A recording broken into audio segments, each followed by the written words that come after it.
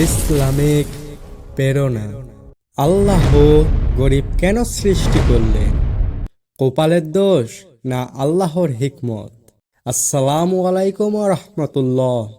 গরিব হওয়া কোনো অভিশাপ নয়, এটা আল্লাহর পক্ষ থেকে একটি পরীক্ষা, একটি সুযোগ। এই ভিডিওতে আমরা জানব কেন কেউ গরিব হয়, ইসলামে এর ব্যাখ্যা কি, আর আমাদের দায়িত্ব কি গরিবের প্রতি। কেউ ধনী, কেউ গরিব, কেউ মসজিদ বানায়, কেউ মসজিদের সামনে হাত পাতে। প্রশ্ন আসে, আল্লাহ গরিব কেন সৃষ্টি করলেন? এটা কি ভাগ্যের খেলা, নাকি তার নিজের কোনো হিকমত আছে? আসুন আজ কুরআন ও রাসূল সাল্লাল্লাহু আলাইহি ওয়াসাল্লামের আলোকে জানি এই প্রশ্নের উত্তর। আমি একে অপরের ওপর রিজিকের পরিমাণের পার্থক্য করেছি, যাতে কেউ কারো সেবা করে। সূরা যুখরুফ ৩২ আয়াত।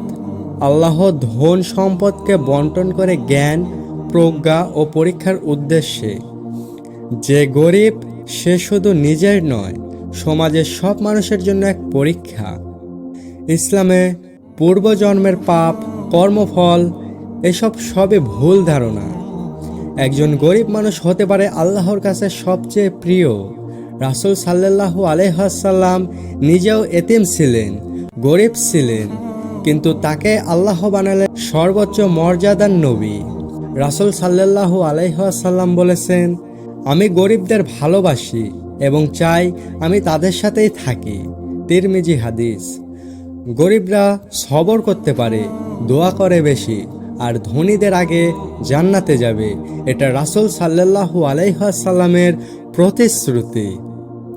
একবার এক সাহাবী জিজ্ঞেস করলেন, ধনীরা তো দান করে, আমরা পারি না।